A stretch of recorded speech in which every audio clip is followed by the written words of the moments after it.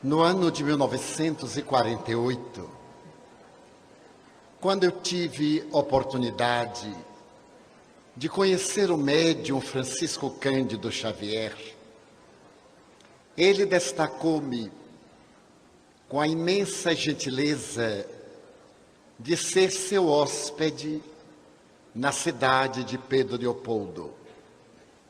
Eu era então um jovem que havia abraçado a doutrina espírita com os rigores positivos que o espiritismo imprime naqueles que procuram solução para os desafios da existência planetária.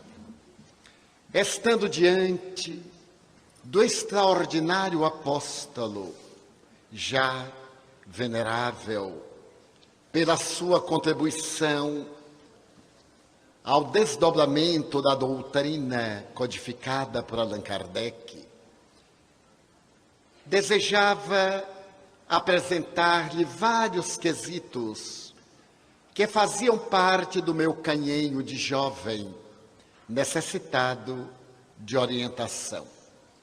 E entre esses estavam as perguntas sobre sexo, àquela época, um verdadeiro tabu. Chico Xavier estava publicando a série André Luiz. E a problemática do sexo, na década de 1940, 1950, era tão grave que o espírito Emmanuel, fazendo uma análise da obra No Mundo Maior, em que André Luiz narrava as conjunturas dolorosas do sexo no além-túmulo entre as entidades mais primitivas, resolveu-se por diminuir a intensidade das informações, porque então aqueles esclarecimentos que vinham do além-túmulo poderiam chocar as tradições e os costumes. Nessa obra, há uma página memorável de venerando espírito fazendo uma abordagem sobre sexo e apresentava os desvios sexuais e os tormentos da obsessão sexual, enquanto propunha terapias as mais valiosas. Todavia, aqueles eram ainda anos de ignorância, de tabus e de preconceitos. Podem os senhores imaginar a mente ansiosa de um jovem que, abraçando a mediunidade, desejava trilhar com segurança e com respeito os caminhos difíceis da exemplificação. No nosso primeiro encontro, no dia seguinte, estando na sua casa, enquanto nos servia o almoço, muito generosamente, Chico Xavier, talvez captando-me o pensamento, sorriu jovial e já maduro. Naquela época ele contava 38 anos. Ele disse que era um dos grandes enigmas que a humanidade teria que decifrar à luz da psicologia iluminada pela ciência espírita. Que a conduta sexual, não menos grave do que hoje, porém oculta e sob impositivos cruéis da intolerância, iria receber no futuro uma segura orientação da ciência no que dizia respeito aos desvios de conduta e aos problemas que aturdiam as criaturas humanas. Mudou de assunto e deixou-nos a mim e a mais outros 4 amigos que almoçávamos com as mesmas interrogações em silêncio. Quando saímos da mesa, ele e eu, e nos dirigíamos à sua residência, no lado oposto à da sua irmã, onde almoçávamos. Havia uma laranjeira formosa no quintal, estourando de flores alvinitentes e perfumadas. Então, Chico Xavier estendeu o braço a uma haste e colheu um pequeno buquê das flores de laranja. Olhou para aquele buquê alvo e para mim e disse-me: André Luiz está informando-me que tudo em a natureza é sexo. A raiz da árvore que penetra o seio generoso da terra realiza uma função sexual. A planta, suas flores, sua folhagem, seus frutos são a bênção dessa comunhão. E começou a falar a respeito da responsabilidade que a inteligência tem em relação ao sexo, que o ser consciente deve manter para preservar-se das perturbações psicológicas, fisiológicas e espirituais de uma conduta sexual desregrada ou inconveniente. E procurando demonstrar que o preconceito que graçava não recebia aplauso do mundo espiritual, ele referiu-se que o apóstolo Paulo, na sua carta aos Romanos, no capítulo 14, versículo 14, já se referia: e uma coisa só é imunda para quem tem a mente imunda. Para esse é imunda. Fez uma pausa e elucidou. O apóstolo Paulo referia-se aos prejuízos morais e preconceitos dos fariseus, nas suas exigências formalísticas em torno da conduta da pessoa diante dos alimentos, que era considerado uma atitude imunda sentar-se à mesa sem obedecer à prescrição da higiene, que no código israelita gozava de caráter religioso. Por extensão, disse ele, André Luiz aduz que nas nossas atividades sexuais a imundície não está no conúbio do sexo, mas no comportamento da nossa mente. A nossa conversação prolongou-se por algumas horas e eu bebi na taça cristalina da sua experiência e da sua sabedoria as melhores diretrizes para uma vida saudável à luz da doutrina espírita que esposo. Na conversação, ele narrou-me que quando mais jovem, sendo alguém portador de uma energia muito poderosa, já que viera equipado de recursos para o exercício da mediunidade, mas não estava no seu programa uma união matrimonial, porquanto todo o tempo disponível ele deveria canalizar para as atividades da família universal. Ele começou, logo após a adolescência, a experimentar as constrições impostas ao organismo pela libido sexual.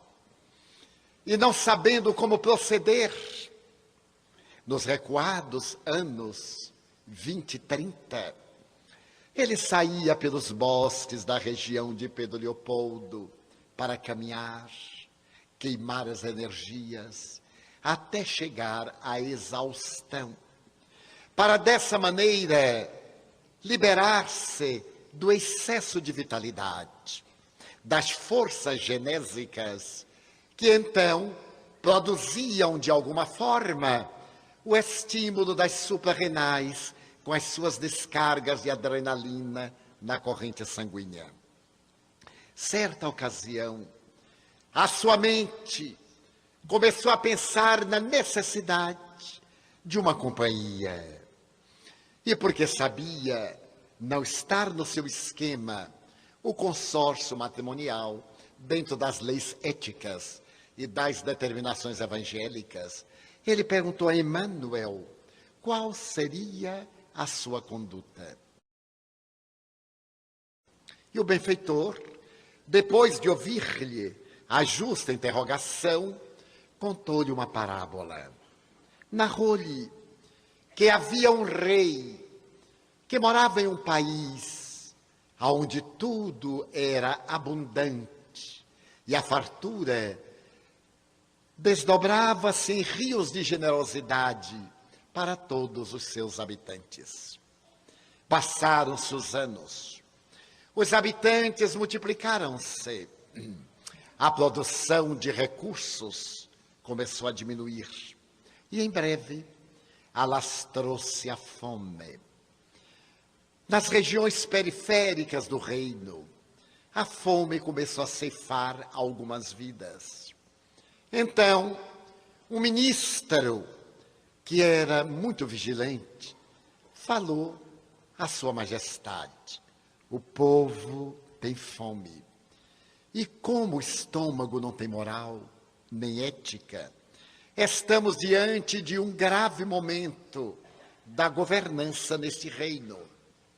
O rei, porém, que estava muito bem nutrido, a sua era uma mesa com uma refeição opípara, rica de acepipes variados, não deu a importância devida. Mais tarde, a fome adentrou-se pela cidade e o rei, receando problemas mais graves, mandou ampliar os celeiros e fez grandes reservas de alimentos para os exércitos, porque temia que povos vizinhos, invariavelmente adversários que lhe ameaçavam a soberania, pudessem investir contra um reino debilitado pela fome. Pelo menos o exército estaria em condições de defender a população. Mas o cerco dos esfaimados fez-se cada dia mais vigoroso, chegando a ameaçar a estabilidade da coroa. O sábio ministro sugeria ao rei que tomasse providências, que encaminhasse parte das reservas dos soldados para o povo. Afinal, um povo bem atendido é um voluntário soldado do bem. Mas o rei obstinadamente negava. Até que certo dia, enquanto fazia refeição, uma pedra atravessou a vidraça da porta e caiu sobre a mesa farta. O rei assustou-se e o ministro lhe disse: estamos sitiados. O povo esfaimado cercou a casa palaciana. E nesse estado de ira e de necessidade, vai invadir o palácio e provavelmente o povo em angústia irá ceifar a vida do seu rei, que não se está preocupando com a sua miséria. O rei começou a ouvir a gritaria, as palavras agressivas, as ameaças. E então perguntou ao ministro o que fazer, se é que ainda posso fazer alguma coisa. O ministro reflexionou um pouco e disse: pois não. Aproxime-se da sacada, fale à multidão. E o rei, temerário pela consciência de culpa e temeroso, disse: mas eu não teria coragem. Eles apedrejar-me-ão. E claro, eu poderei ter a minha vida ceifada com um tiro ou uma paulada de algum mais intempestivo. É o risco que Sua Majestade deve correr em decorrência da sua negligência. Eu adverti a Sua Majestade desde há muito, mas a sua obstinação não permitiu que houvesse equilíbrio nem paz. A única alternativa é esta. Uma nova pedra agora varou a vidraça da janela e caiu próxima ao rei. Ele encorajou-se, mandou que alguns dos áulicos tocassem os clarins para acalmarem a massa, e apareceu diante da sacada. A gritaria foi em frene. O povo desesperado vaiou demoradamente. Mas ele permaneceu impertérrito, olhando a multidão, até que alguém disse, pelo menos, deixemo-lo falar. Parece que ele tem alguma coisa a dizer. Demos-lhe a chance que ele nos negou. E no silêncio que se fez natural, ele começou a explicar. Não creiam os meus súditos que a tarefa de um rei seja tão simples. Administrar um reino é um desafio à sabedoria. Não suponham que é muito fácil a vida de um rei. Além dos deveres administrativos, ele tem também os seus compromissos pessoais. Das lutas diplomáticas que deve travar com outros países co-irmãos ou adversários, ele também tem em si próprio muitos conflitos para equacionar. Talvez o meu povo inveje a mesa farta, mas por certo não invejará as minhas noites de insônia, as minhas dificuldades para conciliar o sono, quando vejo a seca atormentar as terras do meu país, que são aráveis, e a ausência de grãos ameaçar-nos a vida. E falou a verdade, falou com lealdade, despiu-se daquela aparência de um ser arquipoderoso. Então, no meio da multidão, alguém disse, pobre do rei. Ele não é tão feliz quanto eu imaginava. E outrem, se é possível, ajudemos o nosso rei. E mais alguém, demos-lhe oportunidade de governar-nos com sabedoria. Demos-nos as mãos e perguntemos ao nosso rei o que é que deveremos fazer. E ele, nos dias que se seguiram, estabeleceu com um dos seus ministros um programa de trabalho, de atendimento às misérias e necessidades. E aquela força desorganizada que conspirava contra a sua vida, passou a trabalhar pela felicidade dele e do seu reino. Emmanuel encerrava aqui a sua história. E Chico me disse, ao concluí-la, o benfeitor olhou-me e afirmou-me, aí está a minha resposta. E com a sua natural bonomia e simplicidade, Chico Xavier interrogou, esclarecendo, não entendi nada. O que tem isso a ver com os meus conflitos sexuais? E Emmanuel redarguiu, tu eras o rei feliz, neste reino glorioso que é o corpo, enquanto eram tuas as forças juvenis, e ele se autossatisfazia pela troca, pela permuta de energias, e a mitose celular dava-se, enriquecida pelo fluido vital que caracteriza a tua existência, tudo marchava muito bem.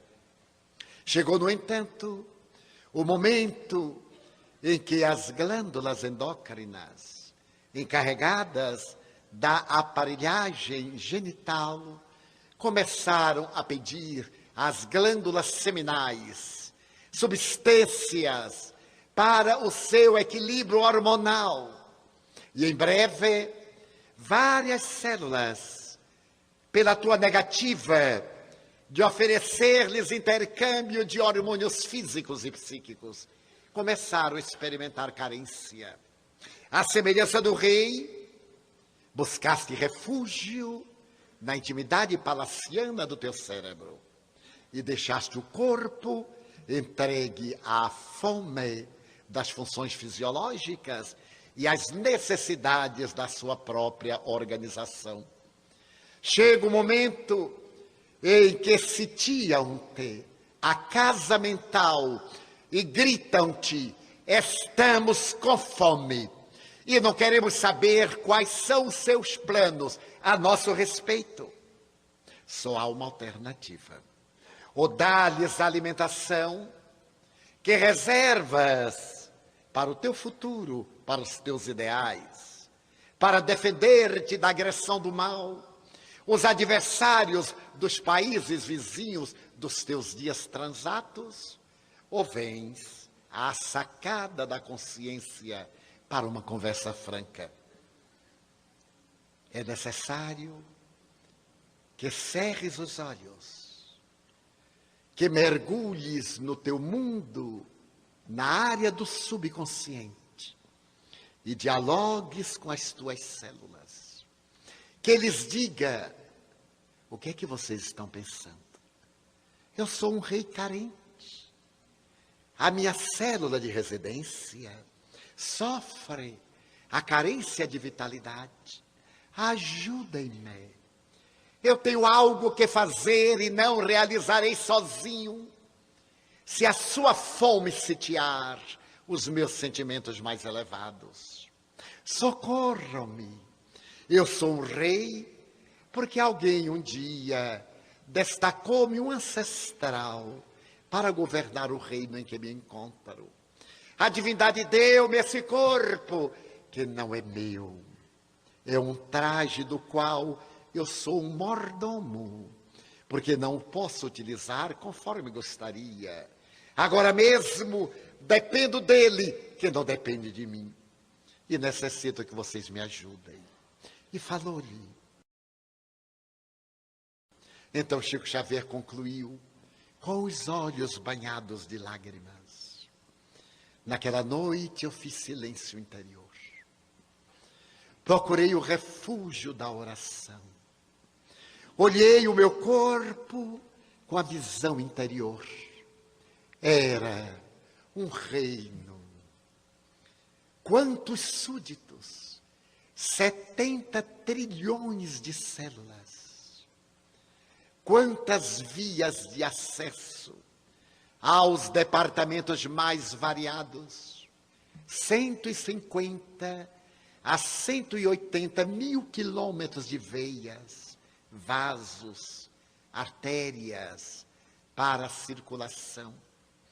Departamentos de alta significação, como a bomba cardíaca, que trabalha sem cessar desde a concepção.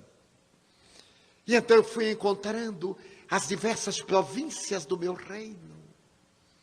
E uma onda de ternura imensa tomou-me todo, do coração ao cérebro, do cérebro aos pés.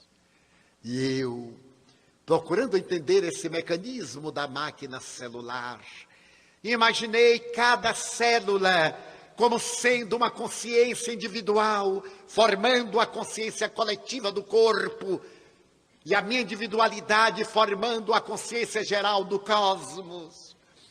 E debruçado na sacada do meu cérebro, eu disse: ajudem-me. Eu não lhes posso dar, por enquanto, o pão que vocês me pedem, mas eu lhes posso dar um outro tipo de alimento que eu tenho para dar. Se vocês estão necessitadas de expansão e desejam multiplicar-se nesse mecanismo da sessiparidade ininterrupta e precisam de energia e de vibração, eu estou disposto a colaborar para que vocês, a seu turno, colaborem comigo. E abandonando os excessos na corrente sanguínea, ela suba, irrigue o meu cérebro, todos os capilares, todos os escaninhos, abrindo campo infinito para a superconsciência, a fim de eu poder elaborar na psicografia, que é o meu compromisso com a vida. Então eu peço ao meu departamento genésico que libere as suas energias excessivas e que as minhas glândulas transformem essas energias em forças para a resistência física nas atividades da mediunidade com Jesus. E assim que eu terminei a minha súplica, ungida de ternura e de amor pelas minhas células, eu senti que houve uma movimentação no aparelho genésico. Uma onda de calor subiu-me, incendiou meu cérebro, e eu pude entrar no estado de êxtase. E a partir de então, sempre que me advém o cansaço, quando um desgosto qualquer, um problema desafiador me perturba, eu faço silêncio interior e digo: gente, estou com fome. Sitiado no meu castelo, também eu tenho fome. Ajudem-me a vencer os adversários do passado e a construir a nossa felicidade para o futuro. E as células que estão em incessante multiplicação, sempre banhadas por uma tépida água levemente salgada, emitem ondas que me revitalizam e posso trabalhar ininterruptamente até 10 horas na mediunidade, comparada das funções fisiológicas que se aquietam para o ministério do serviço. Tudo o que está no universo, terminou ele, são trocas. Nada se perde, nada se cria de novo, Lavoisier. Tudo se transforma. Nem castração, nem libertinagem, nem punição ao organismo, nem liberação total para nos levar ao desequilíbrio. Aprendi então, desde aquele recuado dia do mês de março de 1948, a conversar com o meu povo no reino que a divindade me colocou para o trânsito carnal, nas atividades que hei abraçado, quando as forças parecem diminuídas, ou quando os prejuízos normais da existência me afetam. Eu procuro buscar, nesse depósito de energias em reserva, energias guardadas para as minhas defesas do futuro, resistências para as necessidades do presente. E digo-lhes: ajudem-me. Este é um reino de aparência. Eu sou rei de coisa nenhuma. Ajudem-me.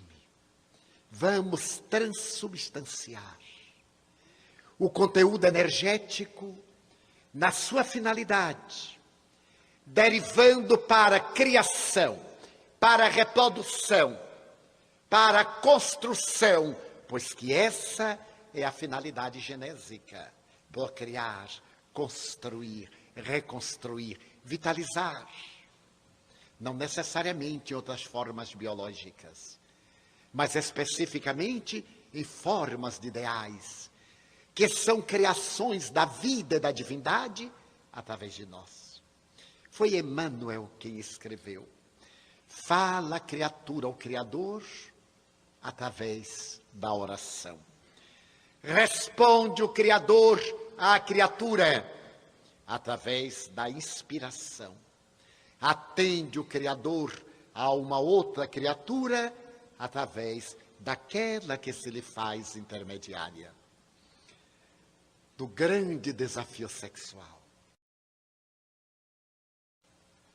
Poderemos manter muita saúde se disciplinarmos a nossa mente, como em qualquer setor de natureza fisiológica.